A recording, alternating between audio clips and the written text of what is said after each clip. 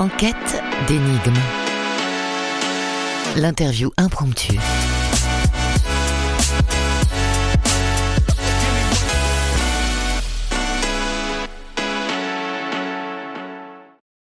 Bonjour Athalie, bienvenue dans cette interview impromptue. Alors, comme tous les autres épisodes, je ne sais rien de toi, tu m'as donné seulement 5 mots pour préparer cette interview. Et je sais que tu es né le 15/07/93 à Bâle. Exactement. Présente-toi un peu, où c'est Bâle ? Alors Bâle, c'est une ville en Suisse allemande. Donc c'est plutôt dans le nord de la Suisse, à peu près 1 heure de route de Zurich. Donc tu es suisse. Comment on dit ? Suissois ? Comment on dit ? Suissesse. Suissesse, Alors, rien à voir. Je suis moitié-moitié en fait. Je suis née d'un papa suisse et d'une maman française, parisienne. Alors tu préfères... alors, aujourd'hui tu vis à Paris, mais tu préfères tes attaches parisiennes ou tes attaches suisses du coup ? Alors en fait, ça n'a rien à voir, les deux. Je pense que c'est ça en fait, être binational, c'est assez compliqué. Au début, quand je suis revenue à Paris, j'ai eu beaucoup de mal. C'était très compliqué parce qu'en fait, j'étais nulle part vraiment à la maison et j'en ai souffert. Et entre-temps, je me dis que non, en fait, c'est un plus, donc c'est chouette. Après, la vie en Suisse, je l'ai trouvée très étouffante. Parce que je suis arrivée en Suisse, en fait, je suis née en Suisse, mais j'ai grandi en Alsace. Donc moi, je parlais pas allemand, j'étais française, quoi, normalement. Parce que mon père parle très bien français, il aime pas trop la Suisse lui-même, donc automatiquement, on était vraiment dans la culture française. Et en arrivant en Suisse, je découvrais vraiment un pays que je ne connaissais absolument pas. Et voilà, une façon de vivre qui est quand même assez différente. Alors, tu m'as donné 5 mots pour que je puisse préparer l'interview. Je vais les citer tout au long de notre voyage et on va construire l'interview ensemble. Alors, le premier mot que tu m'as donné, c'est insolence. Alors, il va falloir que tu m'expliques un peu pourquoi tu m'as donné ce mot. Pourquoi insolence ? Insolence parce que, alors déjà, je suis extrêmement insolente depuis toujours. Et j'aime bien ce mot parce que, en fait, j'ai un physique qui ne reflète pas du tout cette insolence qui est cachée en moi et qui d'ailleurs n'est pas tant cachée que ça parce que physiquement ça se voit pas, mais par contre quasiment à tous les endroits où j'ai travaillé, les personnes que je côtoie se rendent très vite compte qu'il y a quand même de l'insolence derrière et ça me fait beaucoup rire. J'aime bien user de l'insolence, mais c'est une insolence charmante, on va dire. C'est pas une insolence rebelle. Est-ce que tu en joues un peu ? Oui, Voilà. Beaucoup. Alors, le deuxième mot que tu m'as donné, c'est décalage. Alors, quand on recherche la définition de ce mot sur Internet, on tombe sur plusieurs choses, entre autres le décalage dans le temps. Ah. Alors, explique-moi. Alors, pour moi, c'était... En fait, quand j'ai préparé les mots pour l'émission, j'ai réfléchi pendant vraiment très très longtemps. Et en fait, je cherchais un mot que je n'ai pas trouvé. C'était un mot qui devait un peu représenter le fait que je me rends compte que quand les gens me croisent pour la première fois, ils ont toujours une image de moi qui est complètement en décalage finalement avec ce que je suis réellement à l'intérieur. Et en fait, c'était pas exactement le mot que je cherchais. Je ne l'ai pas trouvé. Je crois qu'il n'existe pas ce mot en fait. Alors c'est quoi le mot que tu voulais dire ? Je sais pas, en fait, il n'existe pas, je l'ai pas trouvé. On s'est mis à 2 à le chercher avec mon copain, on n'a rien trouvé. Et au dernier moment, je me suis dit, en fait, décalage. Et finalement, ce mot, il représente plein de choses pour moi. Notamment ce dont on a parlé tout à l'heure, le fait, quand tu grandis avec 2 nationalités, de ne jamais être réellement à la maison, finalement, c'est aussi un décalage. Quand je suis en Suisse, je suis jamais vraiment suisse. Quand je suis en France, je suis jamais vraiment française. Et donc ça crée un décalage. Et je me rends compte que de manière générale, j'ai ce décalage aussi dans des groupes de personnes. Je me rends souvent compte que quand je me retrouve dans des groupes de personnes, je suis jamais vraiment 100% à ma place. Et en fait, j'ai jamais trouvé un endroit où vraiment j'étais à ma place. Et donc, je vis non-stop, en fait, dans ce décalage. C'est pas grave, c'est pas quelque chose forcément de négatif, mais c'est vraiment quelque chose qui me suit au quotidien. Et il y a aussi le décalage dont je parlais avec l'insolence. sur mon physique, entre ce que les gens perçoivent, enfin, ce qu'ils ont l'impression que je suis et qui je suis réellement. Alors, le troisième mot que tu m'as donné, c'est spontanéité. Tu penses que c'est une qualité ou un défaut ? Ça dépend. Ça peut vraiment être les deux. Dans mon cas, la spontanéité, c'est vraiment, on pourrait dire presque du sans filtre. J'ai une facilité à communiquer, à parler quand je rencontre des gens. Et parfois, cette facilité est tellement grande que et la spontanéité qui va avec ma façon de parler peut être déconcertante parfois pour certaines personnes. Et je sais que parfois mon copain, par exemple, me dit mais t'as vraiment dit ça à ce moment-là ? Et en fait, pour moi, c'est comme si c'était un jeu, c'est de la spontanéité. Autant au quotidien, je suis pas spontanée. Je suis quelqu'un de très réglé, très carré. C'est peut-être mon côté suisse.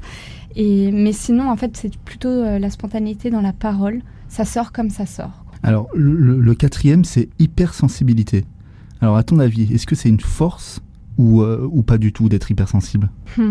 Peut-être que c'est une force à partir du moment où on arrive à gérer son hypersensibilité, à partir du moment où on a assez grandi avec, je dirais, savoir aussi à certains moments, parce qu'en fait, la vie, quand on est hypersensible, le quotidien est compliqué et on a souvent l'impression qu'on n'est pas fait en fait pour vivre dans ce monde parce que ce monde est dur finalement et surtout pour les gens qui sont hypersensibles.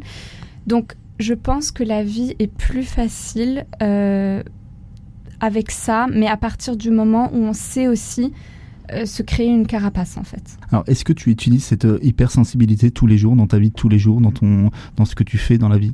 Oui, en fait... Le truc, c'est que j'ai pas encore vraiment réussi et pourtant, ça fait quand même un certain temps. J'ai pas 12 ans, donc.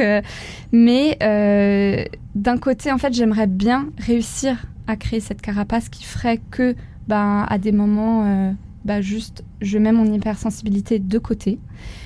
Mais d'un autre côté, je trouve qu'au niveau artistique, ça m'apporte un plus. Et en fait, je ne sais pas si j'arrive vraiment à créer cette carapace, si j'arriverai à revenir en arrière. Et c'est ce qui fait que pour l'instant, j'ai pas pris la décision de vraiment m'échapper de cette sensibilité-là. Alors, quelle est la dernière chose qui t'a fait pleurer ? J'ai failli... Je suis allée voir une pièce de théâtre tout à l'heure. Et je me suis retenue, parce que j'arrive à me retenir maintenant, pas toujours, mais voilà. Et il y a eu un moment très émouvant, et j'aurais pu pleurer. Je me suis retenue, mais j'aurais pu pleurer. Donc tu arrives un peu à le canaliser. Oui, j'arrive. Tu pleures pas tout le temps. Je suis obligée, mais sinon, en fait, je pleure pour tout. En fait, je pleure d'énervement, je pleure de frustration, je pleure parce que je suis émue, parce que je suis heureuse, parce que j'aime, parce que... Enfin, il y a toujours une raison, en fait. C'est vraiment tous les jours. Mais par contre, ça dure jamais longtemps. Ma mère disait toujours que... Enfin, quand j'étais petite, c'est resté finalement que je suis Jean qui rit, Jean qui pleure. Et c'est vraiment ça. Ça peut vraiment changer d'une minute à l'autre. Alors, le cinquième et dernier mot que tu m'as donné, c'est racine. Ouais, c'était pas racine. C'était racine, putain. Alors, en fait, c'est... Oui, c'est vrai, c'était racine, putain. En fait, c'est lié à mon prénom, Athalie, parce que depuis que je suis née, depuis que je rencontre des gens, que j'ai une vie sociale, les gens n'ont jamais entendu en fait mon prénom. Et donc, la plupart des gens me font des blagues du genre « Ah, mais ta mère a oublié le N, Nathalie » ou alors « Ah, comme Jacques Attali », non en fait. Et alors que je me trouve dans le milieu artistique où normalement les gens devraient connaître Racine, les gens ne savent pas que c'est la dernière pièce de Racine. Et donc c'est pour ça, c'était Racine, putain. Écoutez quoi, on devrait connaître, et surtout dans le monde artistique, c'est vraiment quelque chose. Enfin, après c'est une pièce, il faut l'avouer, qui est pas qui est pas super sympa à lire. Hein. Je l'ai lu et vraiment, c'est pas dingue. Donc c'est peut-être pour ça que les gens l'ont pas trop lu. Il n'y a pas eu énormément de représentations d'ailleurs, parce qu'en fait, l'histoire reprend une histoire de l'Ancien Testament. Et donc, il y a toutes les histoires de l'Ancien Testament qui sont entremêlées dans cette pièce.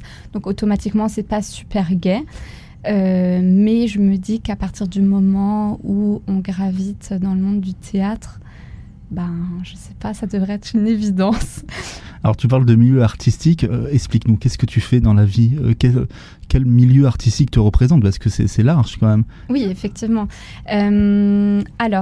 J'ai commencé à 14 ans une formation professionnelle en danse classique, où j'ai également fait de la danse contemporaine, du flamenco, des danses qui font partie en fait de la formation professionnelle en danse classique. Donc, j'avais commencé la danse à 9 ans et à 14 ans, j'ai commencé la formation professionnelle. Donc, j'en ai fait... j'ai terminé la formation, j'ai dansé dans une compagnie. Et suite à ça, en fait, j'ai travaillé avec un chorégraphe allemand qui, un jour, après un spectacle, me dit « Je t'ai vu ce soir sur scène et vraiment, il faudrait que tu fasses du théâtre. » D'accord, ok. Autant te dire que je suis rentrée chez moi et que j'ai pleuré. Parce que je me disais, mais qu'est-ce qu'il me raconte ? En fait, moi, je veux faire de la danse. C'est nul ce que tu me proposes là. Et il m'a dit, en fait, je t'ai vu ce soir sur scène et vraiment, en fait, tu proposes quelque chose que les autres ne proposent pas. Et je pense que le théâtre, tu pourrais vraiment plus te développer là-dedans que dans la danse. Bon, sur le moment, j'ai laissé tomber parce que voilà. Et quelques temps plus tard, ma mère m'a offert un stage au cours Florent. Et je pensais que c'était un stage pour m'amuser. D'ailleurs, elle aussi le pensait. Et en fait, non, c'était le stage d'accès.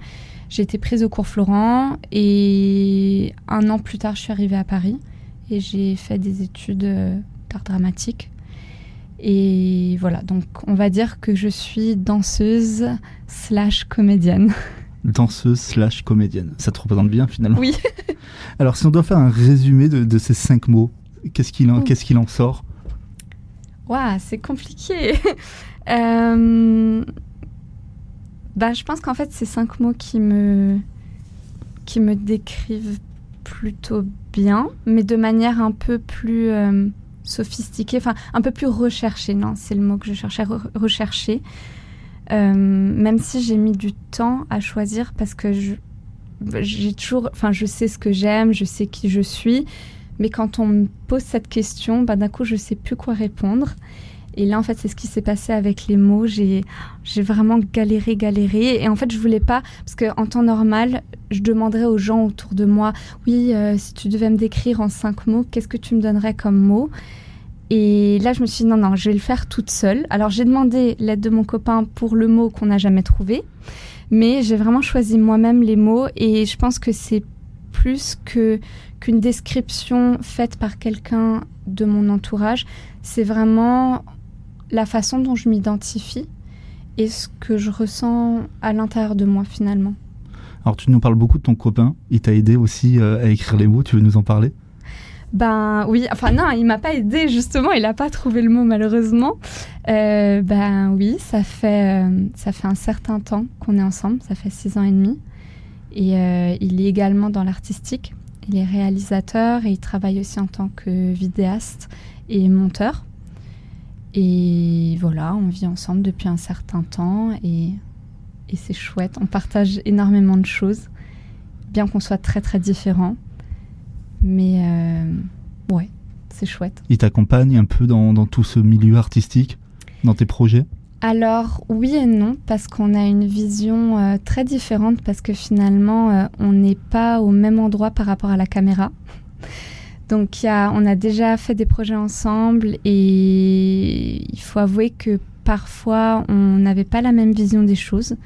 Ou par exemple moi je lui dis désolé mais en tournage tu peux pas me faire tourner 18 heures d'affilée, c'est pas possible. Parce que lui quand il fait un projet un projet personnel, il est à fond dans ce qu'il fait et il oublie tout ce qu'il y a autour, mais en fait il y a des gens autour et parfois c'est pas possible. Et j'avais d'ailleurs très très peur la première fois qu'on a tourné ensemble, enfin la veille du moment où on a tourné ensemble, parce que je savais qu'il allait être très professionnel, mais ce qui voulait dire que qu'il y aurait un jugement qui serait coupé du jugement amoureux qu'il y a normalement entre nous deux. Et j'avais extrêmement peur, qu'ils se disent que je suis pas une bonne comédienne ou que je ne joue pas les choses comme ils se les imaginaient. Et finalement, ça s'est très très bien passé. Et on travaille bien ensemble parce que il sait comment faire. Alors je sais pas si c'est par rapport à moi parce qu'on se connaît ou si juste sa façon de faire correspond à la mienne. Mais ouais, on a vraiment trouvé... il savait comment m'expliquer les choses pour que je joue ce qu'il voulait que je joue. Et c'est pas donné à tout le monde. C'est pas toujours comme ça que ça se passe. Parfois, ça peut être très compliqué. Et là, ça n'a pas été le cas. Donc, on a fait quelques projets en commun. Et oui, il m'aide. Il m'aide quand je dois refaire des vidéos pour ma bande démo, quand je dois filmer des choses. C'est sûr qu'il est toujours à mes côtés. Donc c'est super chouette. En tout cas, t'en parles avec des étoiles dans les yeux, donc t'es amoureuse. Oui, heureusement. Alors, je sais que ça a été compliqué pour toi de trouver 5 mots, mais là, si tu devais en trouver un 6e... Oh là là. Ça serait lequel?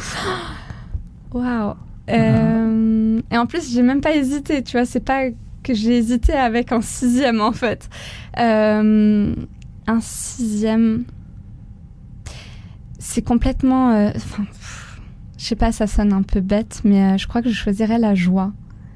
Parce que même si je suis quelqu'un qui peut être très pessimiste, j'aime vraiment la joie et j'aime être joyeuse. C'est pas tous les jours le cas. Je suis pas quelqu'un de joyeux pour toujours, tous les jours. Mais par contre, c'est vraiment un sentiment que j'aime énormément. Ressentir en moi-même et puis même voir sur les visages d'autres personnes. Donc, et je pense que ça apporte une légèreté au quotidien qui est agréable. Donc, voilà. C'est quoi ta musique du moment? T'écoutes quoi en ce moment? Alors, j'avais trouvé complètement par hasard, il y a 1 an, un mec qui fait de la musique qui s'appelle... j'espère que je vais pas écorcher son nom. Il s'appelle Johan Papaconstantino. Oula. Voilà. Et en fait, c'est rare que je découvre en fait un artiste où après quasiment toutes ses chansons me plaisent. Et là, en fait, c'est le cas. Et j'étais tombée amoureuse entre guillemets l'année dernière d'un album que j'écoutais. Et là, il en a ressorti un et j'avoue que j'écoute quasiment toutes ses chansons. Elles sont super chouettes. Et en fait, on va dire que c'est... Après, je m'y connais très mal en style, donc peut-être que c'est pas du tout ça, mais je dirais que c'est de la musique un peu grecque, avec des paroles en français, et c'est un peu du slam ou du rap ou quelque chose comme ça. J'espère qu'il écoutera jamais ce podcast. Alors, merci Athalie d'avoir été avec moi dans cette interview impromptue. Merci à toi. Et puis ce que je te propose du coup, c'est qu'on se quitte avec du coup ta musique du moment de Johan. Oh là là, d'accord, très bien. À bientôt. À bientôt.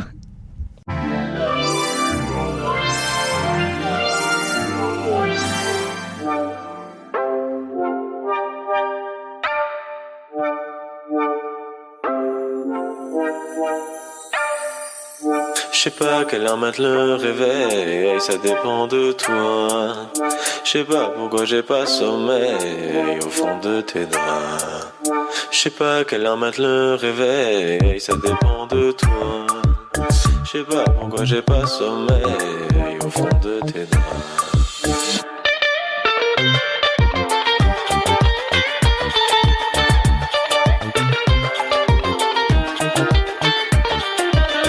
J'ai peur demain ce sera pareil, c'est du cinéma.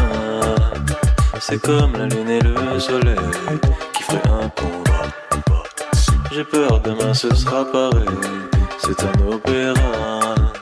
Je sais pas à quelle heure c'était la veille, si c'était tes bras.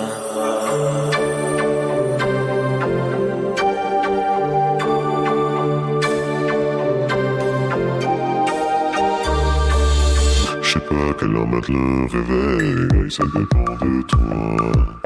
Je sais pas pourquoi j'ai pas sommeil au fond de tes draps. J'ai peur demain ce sera pareil, c'est du cinéma. C'est comme la lune et le soleil qui fait un combat. J'ai peur demain ce sera pareil, c'est un opéra. Je sais pas à quelle heure c'était la veille, si c'était tes bras. Je sais pas pourquoi mettre le réveil quand je rêve de toi. Je sais pas à quelle heure c'était la veille, si c'était tes bras.